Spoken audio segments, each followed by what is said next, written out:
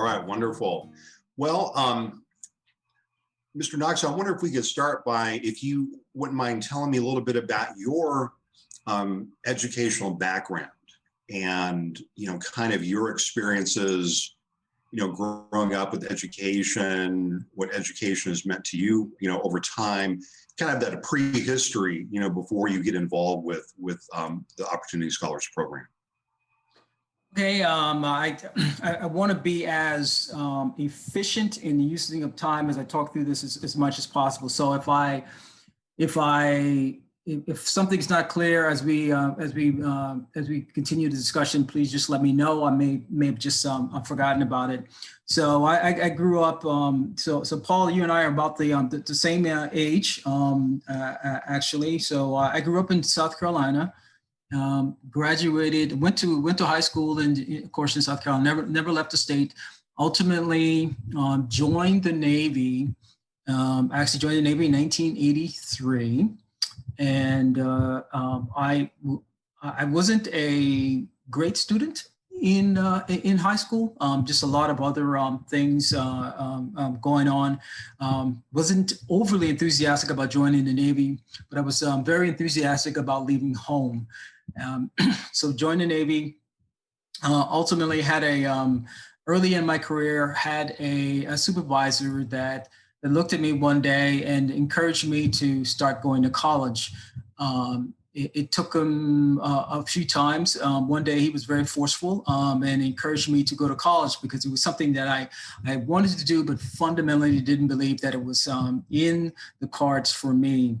Ultimately, I went through a couple of different programs through the Navy. One, I got my associate's degree in Hawaii, and then after that, I got another program in which I got the opportunity to go to University of Florida. So I finished my last 2 years at the University of Florida and graduated there in 1991. So I got my bachelor's degree, and it was a really a big deal to me. And I tell people one thing, later on in my career, I did get a master's degree, but it's the bachelor's degree that means the most to me by far, because I recall growing up in South Carolina, we didn't have much. There were days we just didn't. Some days, especially when I was younger, I was hungry, and so we used to. We run around and we would fill our bellies with water, and we had some sugar, and so we would have sugar water. That's what we would eat or drink. And it wasn't all the time, but there were some days where we were just hungry and there was just no food. So that's how I ended up going to school. It was going to college was a very good supervisor that recognized some potential in me. And so I ultimately went to the University of Florida. I did a lot of things in the Navy. And then as I matured and got older in the Navy, what I started thinking back on is my fondness and appreciation for the University of Florida, that vessel, that opportunity for me to get my bachelor's degree. Actually, this was even after I had my master's degree. And I wanted some opportunity to give back, to encourage others. So I reached out to school and specifically asked for what programs do you have that perhaps I could support that encourages and helps those disadvantaged students.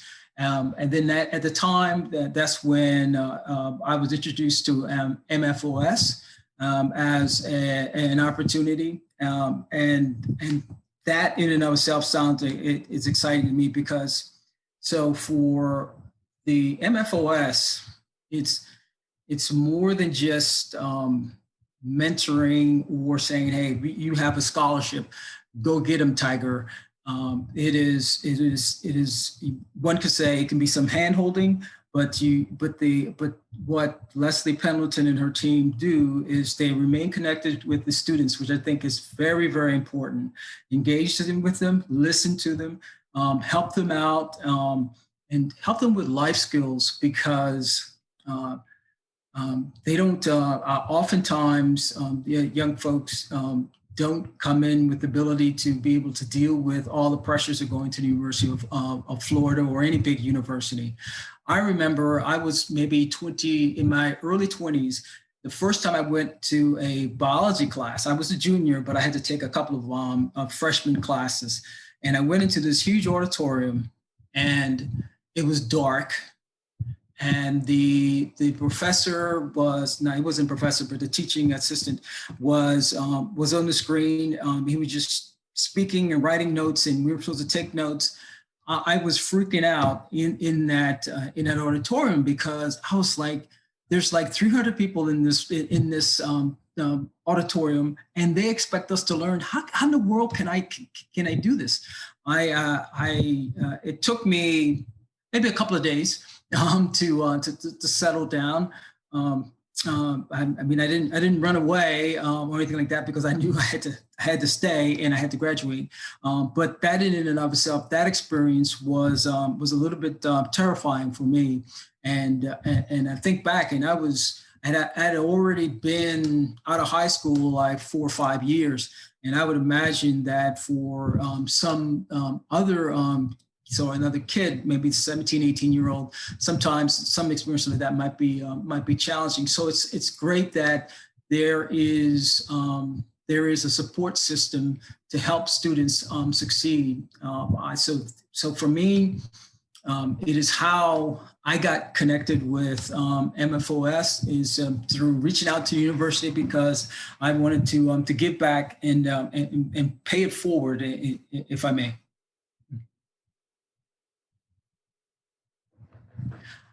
I cannot hear you.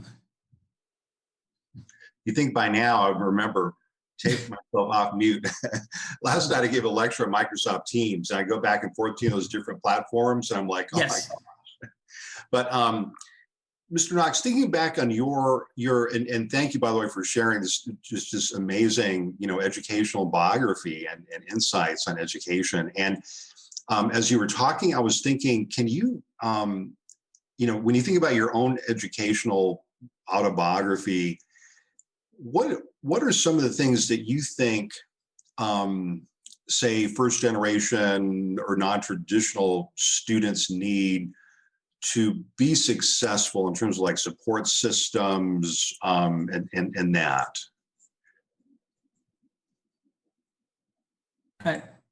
I think what comes up oftentimes, I think for at least for me, is when you are first generation, you come in with, I would say, baggage. And some of that baggage might be the only thing is what you learned in terms of your some of the other experiences, like perhaps in your household. How do you manage finances and priorities? Just the other day, I was speaking with a young lady. She's not she's actually going to another university in Florida State, in Florida, FAMU. She's a cousin of mine, and she felt the need, the pressure to get a car, and then so we started having the conversation about the car, the payment, and I specifically asked her about it. I said, well, what is your credit score? And she to her credit, she knew that her credit score was in the 700s. And she said, in the last several months, it plummeted to the 500s. And I said, why? Well, she couldn't answer the why. And I said, I say, so you need what she did need is easier transportation, right? But what I offered to her, I said, well, you're going to be paying more for the vehicle because of the credit score.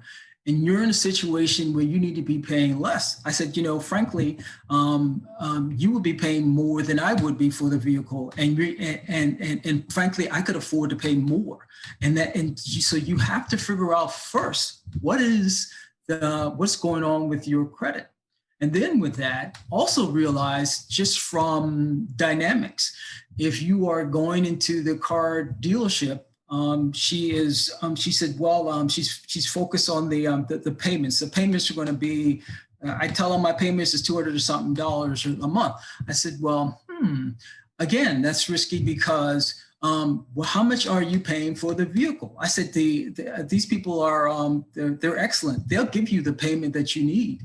But in the end, with that contract, with the higher interest rate, what will be the final amount of money? Are you willing to pay that extra $3,000-$4,000 for that vehicle? And you say to yourself, is that worth it? You have to look at the whole thing. Now, so it was a very long conversation.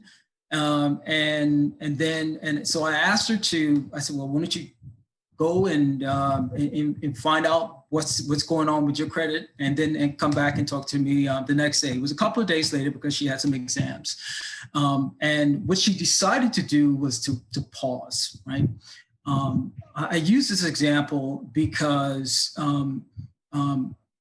again, she's related to me, cousin, and I kind of knew the environment. Not that it was a terrible environment, but not as savvy when it comes to just dealing with some consumer personal things, whatever.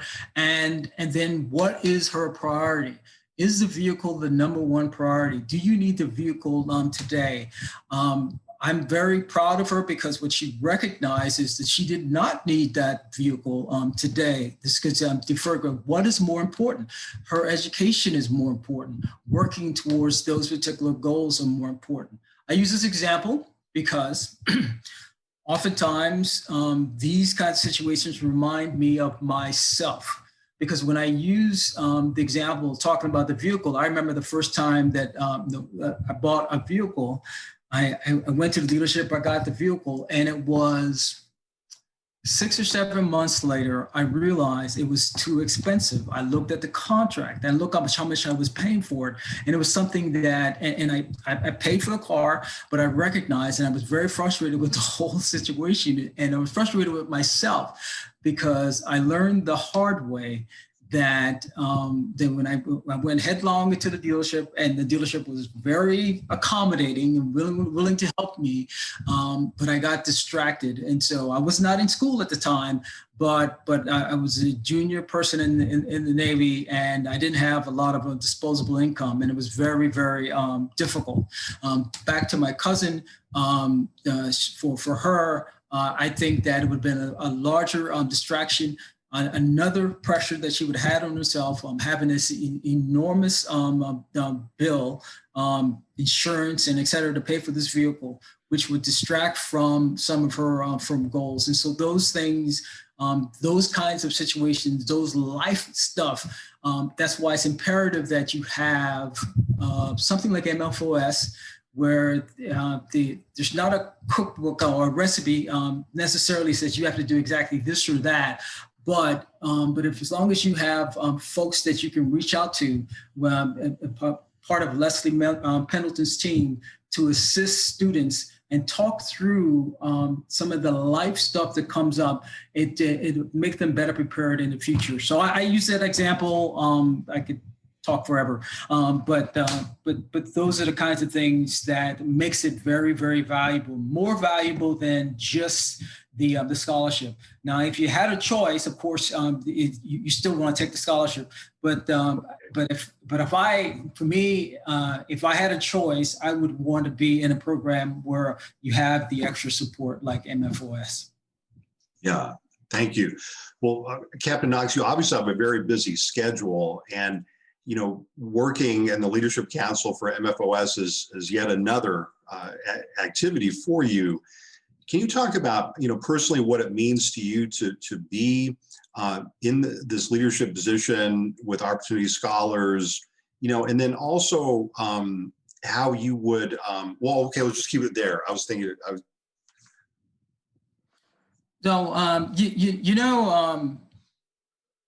So I've been on the council. I think this is going to onto my third year, I believe it is. And most of that time, of course, I've been in the Navy. And as we started the conversation with, I was in Bremerton, Washington. And so I was a little far away, and so I have tell you all this because frankly, I feel that I have not had as much opportunities to engage in the MFOS as I would have liked. With COVID, it's slowed things down a little bit more, and it is part of the reality.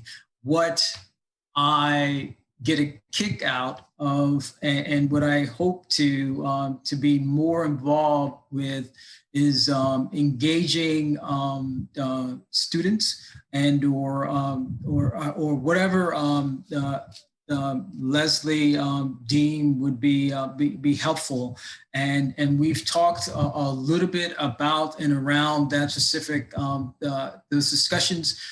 We've not got to because of the current environment. So I do look forward to the future to assist in any way possible. I will say I don't feel that I have been overly helpful in a lot of ways. I have been and remain a great cheerleader of the program, and that's my thoughts. Yeah. Well, Captain Knox, speaking of that, being a cheerleader of the program, one of the questions that we have been asking, especially members of the leadership team and also some of the early kind of founders of the program, is, this issue of equity in higher education. I think a lot of times, if people come from backgrounds where their grandparents and great-grandparents went to college, they may not appreciate how special this program is. How do you explain the importance of this program to someone who doesn't know anything about it, like an outsider, like a pitch you're making for development, or hey, I want to share this with you. What are some of how do you make your pitch, I guess? So the thing that makes this program easy to sell is the final outcome. So what is the percentage, and I don't have it at the top of my head, what is the number of students that actually graduate? Right, not just begin from in the program, those that actually graduate. So they not only is there a high percentage of students that graduate, then when they graduate, there's a significant amount of them that remain connected with the program. Now, some of them, and I've heard, and this is anecdotal merely, that some of them it's a few years before they come back or come back to MFOS in terms of supporting the program, and for all of them, I think it's great, whether it's immediately or in a few years. There's that appreciation, and I take no exception to any of them. So if it's a few years or if it's immediately, that they come back. So the reason they do that is because they're grateful, and it's out of because they're grateful and it's out of gratitude. The intangible metric is that there's a lot of gratitude for the experience, for the support, and for what it does for the student body. I tell what I would also say about this program. I think it helps the university become a better institution, because in the absence of having a more diverse group of students that come from different backgrounds, because most of the UF students, so the thing about them, UF, you go there, there is a there's a good bit of students that are from, the same family. My grandpa, my dad, my mom went here, and et cetera, right? And I'm sure they're all grateful for it, and et cetera.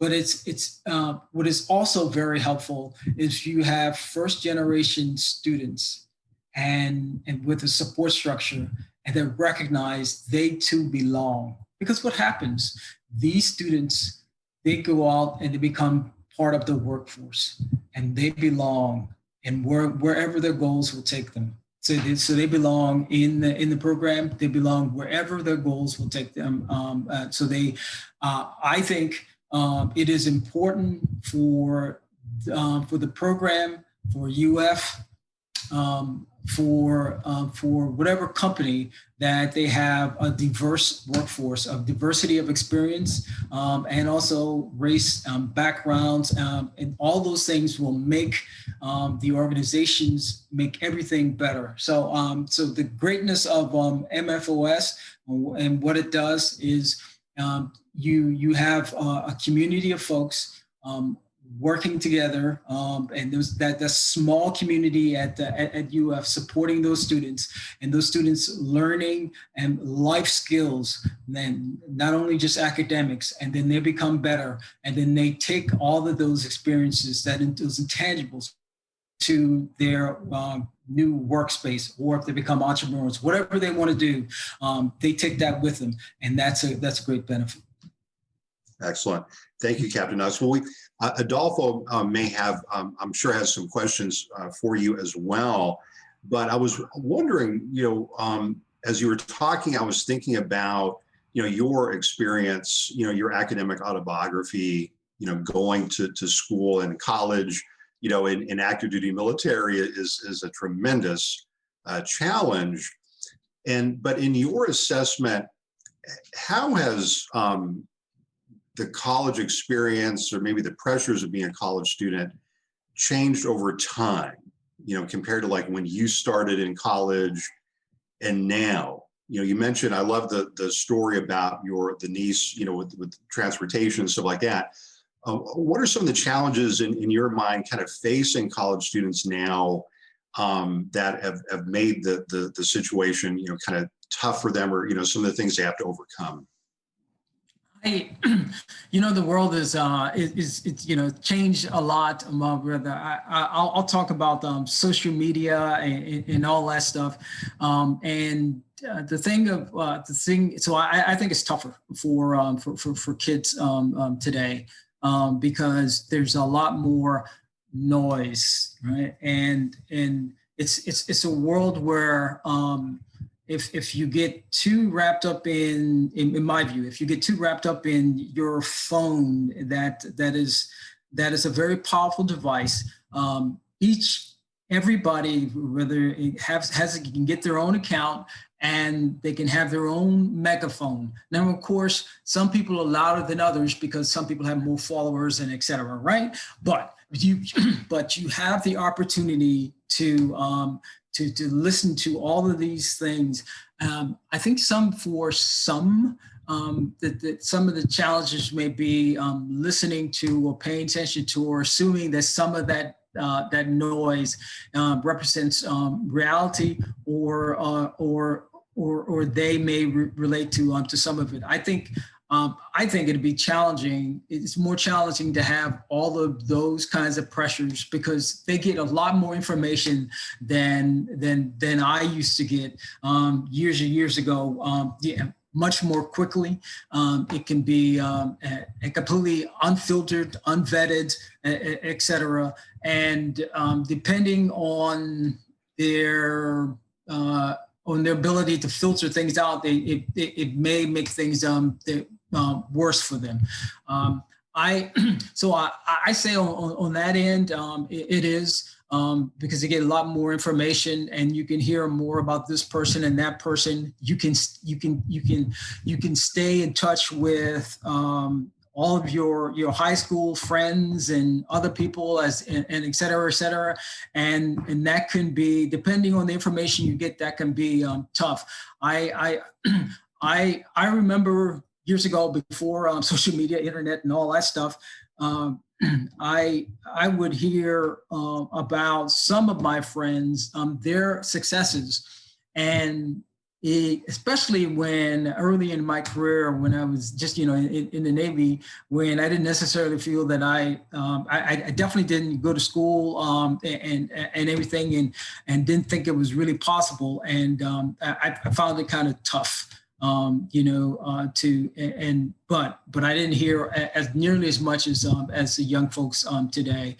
I think they have a much more more enormous pressure. They have much more information with that, so hopefully they have the right mental makeup or social makeup to just be able to deal with it in an easier way. I imagine it would be very tough for me if I had grown up in that age. For me, it's not that tough, because I am not as I'm not as excited or not against social media, but it doesn't run my day for sure.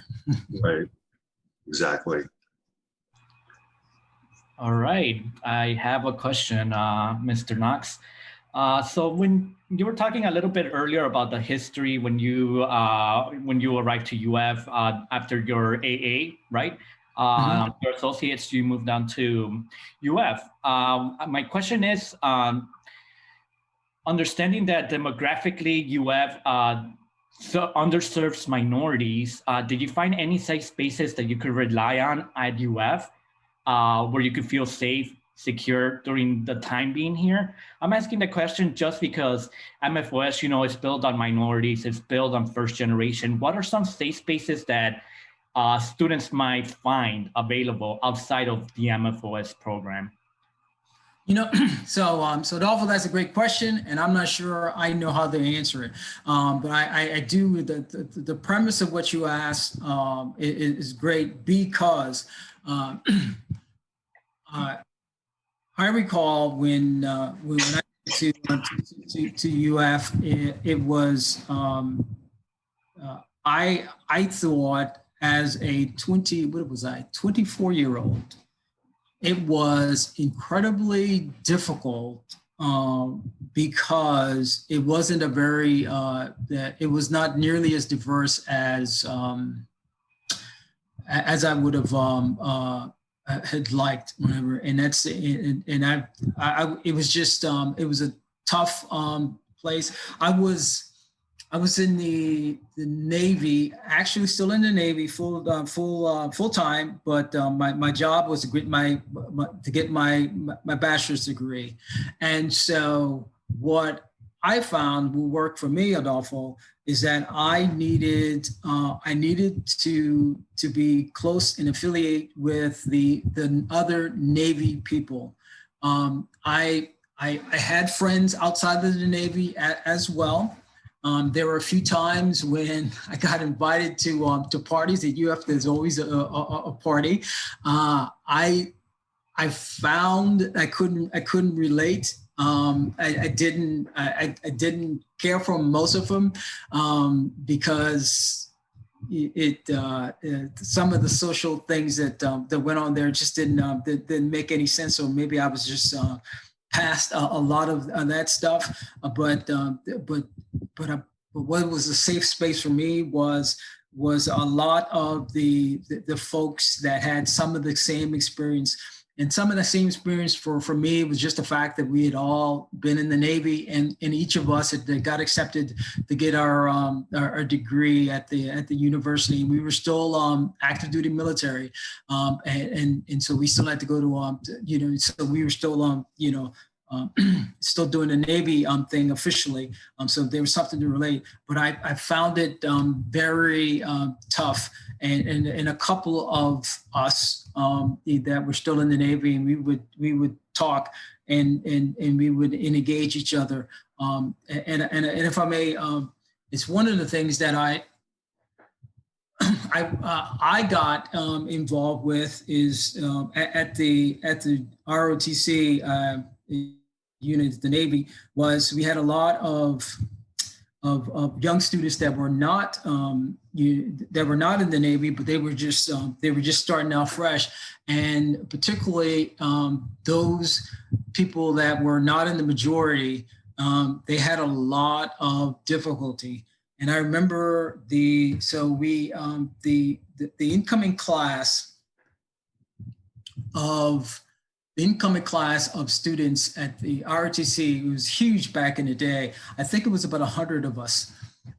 It was a huge number, and we were one of the largest. University of Florida was one of the largest ROTC units at the time, back then, whatever, and for the Navy.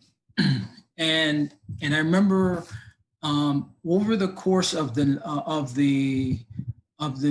next couple of years, most of the minority students that were part of the ROTC, they didn't make it. Almost all of them didn't make it. There's a few of them that I remember. I don't remember most of their names, but I remember them. There was one young man who just didn't seem to fit in. He always seemed to get distracted. There was one guy who had to maintain the car. He had to keep a car. There's another guy that had he was married. His wife got and he and his wife they got pregnant, and he said, no, I'm going to go ahead and join the Navy active duty, and et cetera, et cetera. There's more of those stories, but what dismayed me, which was the fact that most of the minority students that came in with me didn't make it. Almost all of them left, and that I don't have numbers, statistically say, hey, like 70% of them, et cetera. Anecdotally, I can tell you when I came in 89, and by the time I left in 91, those students that were part of the ROTC, which means they were incoming freshmen, right? Not the people that remained active duty with me. Almost all of the minority students did not make it.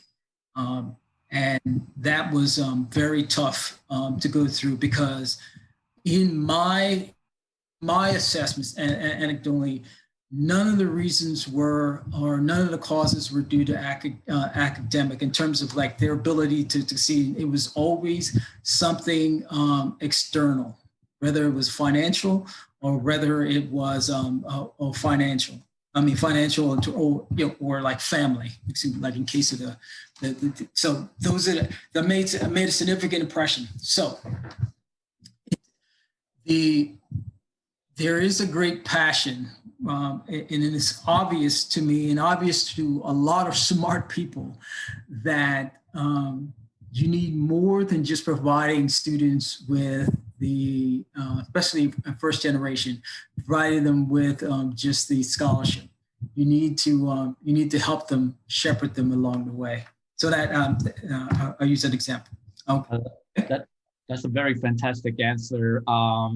Yeah, that's very interesting. The challenges that you bring external factors that affect students outside of the coursework, and how do we go against those challenges? Is this something that we need to maybe converse with the higher ups and kind of have an understanding on the cultural, on the way that the people's culture function, the way that there are problems, internal problems that they might have outside of the school. How do we deal with those issues? How do we help those people, succeed, especially when you're talking about more than 1-2 people having to fail? Well, at that point, it's not anymore an individual case, but rather more of a social, something is happening there, and we need to tackle those issues around.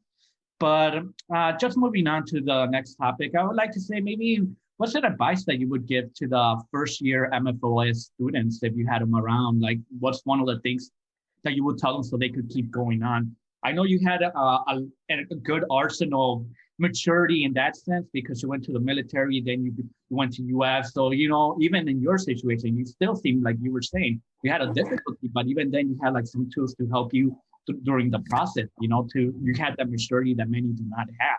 So I guess when you're thinking about the answer, I would like you to think about it in the sense, these people, maybe some of them do not have that maturity level. So what are things that they could look, resources, different sectors within UF that could probably help them to gain that maturity, or how can they go out there and gain that maturity?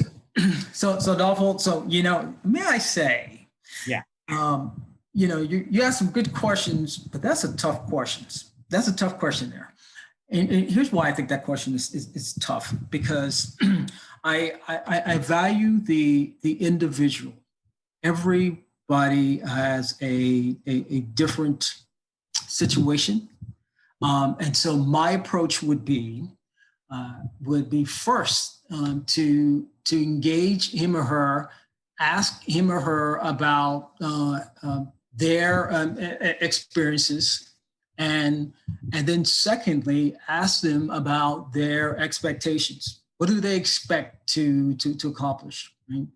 And what I would hope to hear from them outside of the academics, right, going to school and studying this and that, whatever, is a little bit of balance, an opportunity to reset and reflect, so that they don't burn themselves out, because they don't need to do everything or conquer the world in one day. Pace themselves, because there's the academics, as we talked about, but also all of those other intangible things as well. So I would. I am reticent